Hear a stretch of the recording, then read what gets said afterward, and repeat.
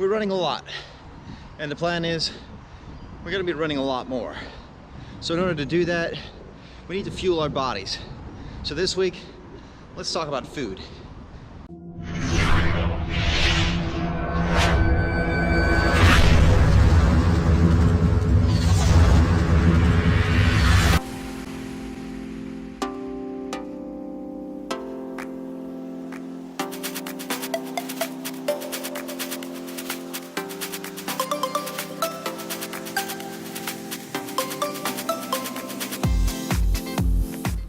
So in order to keep doing what we're doing, we need to fuel our bodies. And here goes. The better the fuel, the better the performance. So what should you eat? What shouldn't you eat? When should you eat? What should you drink? Okay, so back to common sense. Healthier food will fuel your body better than unhealthy food. So if your diet exists of eating a lot of sugar, you're not getting your vitamins, you're gonna have a harder time performing than when your body gets the right fuel. So what is the right fuel? There are literally thousands of studies on food and what it does for us. And we all know, one week, eggs are good for you, next week, eggs will kill you. There's a lot of contradicting studies. Okay, so basically the way I look at it is, if it's out in nature, it's probably good for you. You have to manufacture it somewhere in a factory, probably isn't. Brussels sprouts, good. Gummy bears, bad. I know this is very black and white, but as a basic principle, I think it works. You also need to think about what your reason is for running. If you're doing this because you want to lose weight, then you really have to watch your food intake. That means no sugar and just healthy food. But also, you need to cross train and weight train because you need to work out those muscles in order to burn fat.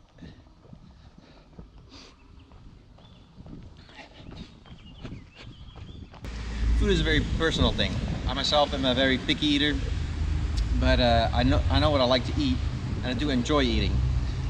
I try and eat healthy most of the time, and when I'm training, I get a little bit more serious about this. But sometimes I do have to indulge myself with something that might not necessarily be that good for me. But as long as it's the exception, not the rule, I guess it's okay.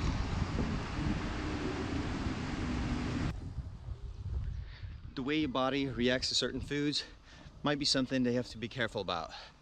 If you know that there's something that you eat and you feel bad about the next day, then don't eat it, especially if you have to run. For instance, I love eating jalapenos in my food, but I know if I eat them, then the next day my insides are not gonna agree with me. So I hardly ever eat them. If there's something like that for you, make sure you don't eat that, especially if you're running the next day. Eating and drinking can be difficult during your race. I never used to eat or drink anything during my race or before, and I can run a half marathon without eating or drinking anything, but only if the race starts in the morning. I've ran a couple of half marathons where they would start around noon, and during the race I would run out of gas because I just didn't have enough energy in me. Now, this was something that I had to train, so I had to get used to it. Now when I go on longer runs, I take a gel about an hour before the race. And if it's a long run like a marathon, I'll take gels with me. I never bring any water or anything to drink because the races that I run, they have plenty of water stops. So I just drink what they have there. Mostly water, sometimes Powerade, Gatorade, whatever they have. I used to have a problem with something in my stomach, just having something there that's just moving around while I'm running. But this is something that you can get used to, something that you can train on your training runs, and you can benefit from during your races, and it will give you just that little bit more energy on your run. Like I said, I think food is personal, and what your body does with it or how it makes you feel might be very different from somebody else's body. So I'm not going to tell you eat this or eat that.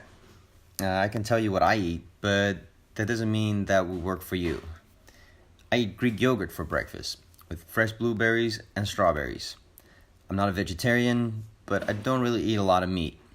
I eat fish at least once a week. I eat a banana after my run and an apple when I'm at work. I don't like a lot of vegetables, but the ones I do like, I eat regularly. I don't eat a lot of bread, but I love a cheese quesadilla for lunch. I try to eat healthy, but love myself some pizza, and for some reason need cheese and mayo in my diet. And I think by now we all know that I enjoy some ice cream once in a while. I try and eat healthy most of the time. And when I'm training for a marathon or a challenge, then I'll stop eating sugar about a month or two before the date. It just makes me feel better, and it helps me lose just a little bit of that extra weight. I just want to show up at the start line as fit as I can possibly be. And feeding my body the right fuel helps with that.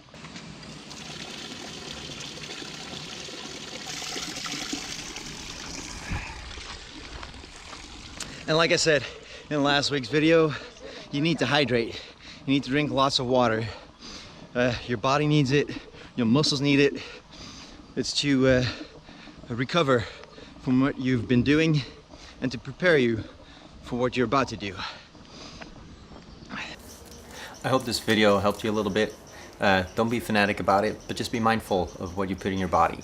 We're preparing our bodies by training, but you can also prepare it by eating right. Now, until next time, get out there and run.